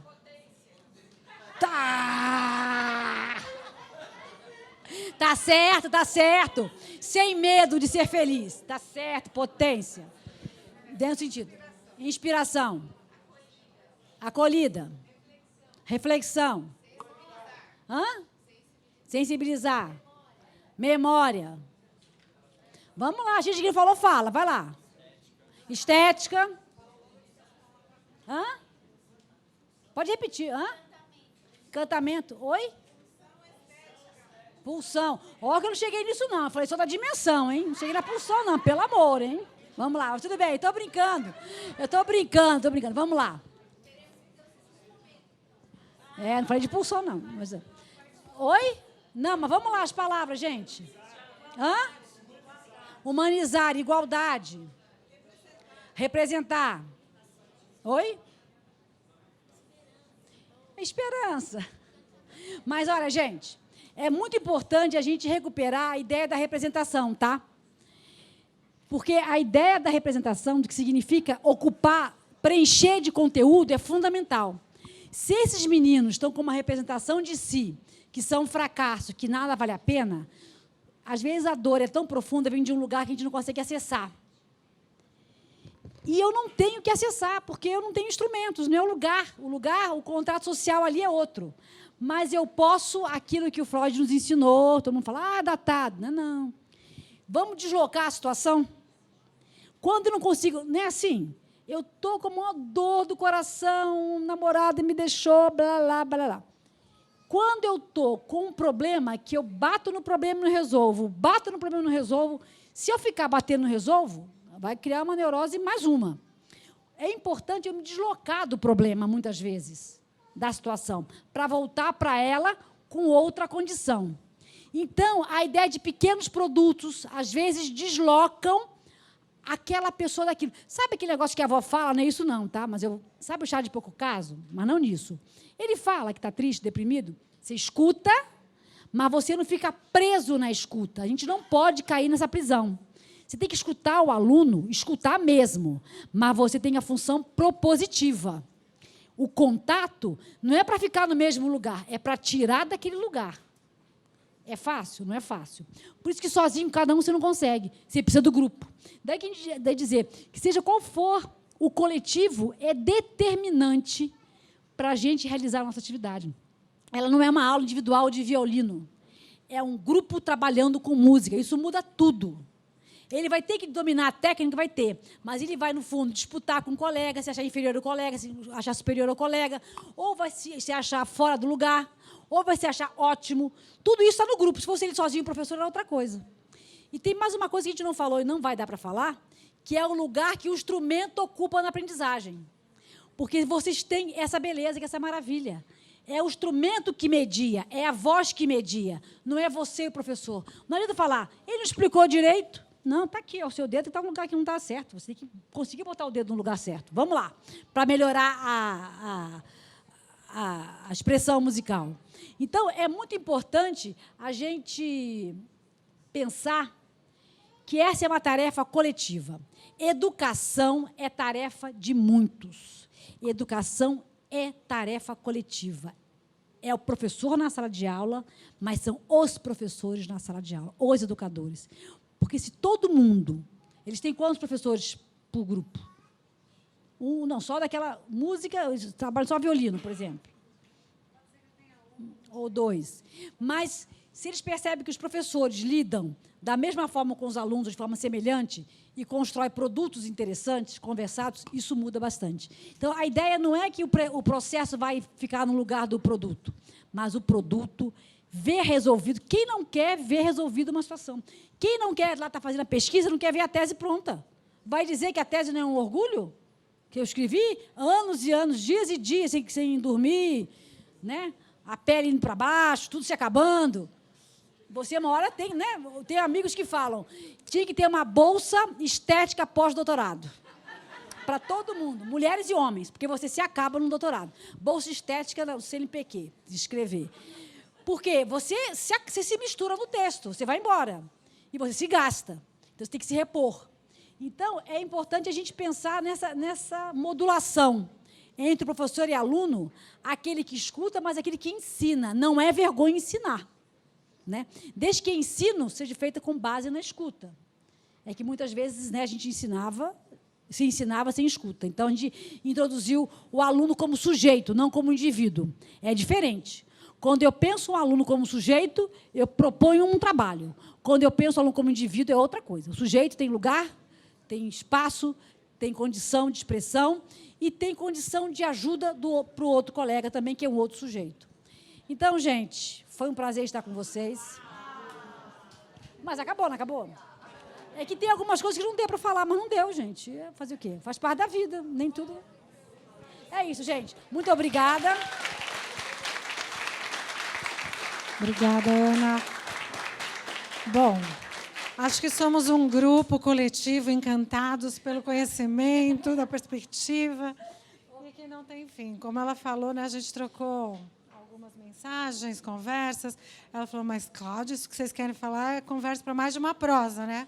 Então, acho que a gente vai, né, ter outros encontros de encantamento e continuar conversando. Muito obrigada. É isso. Então, gente, muito obrigada. Bom descanso. Querem o seu e-mail para colocarem? Obrigada. Até amanhã.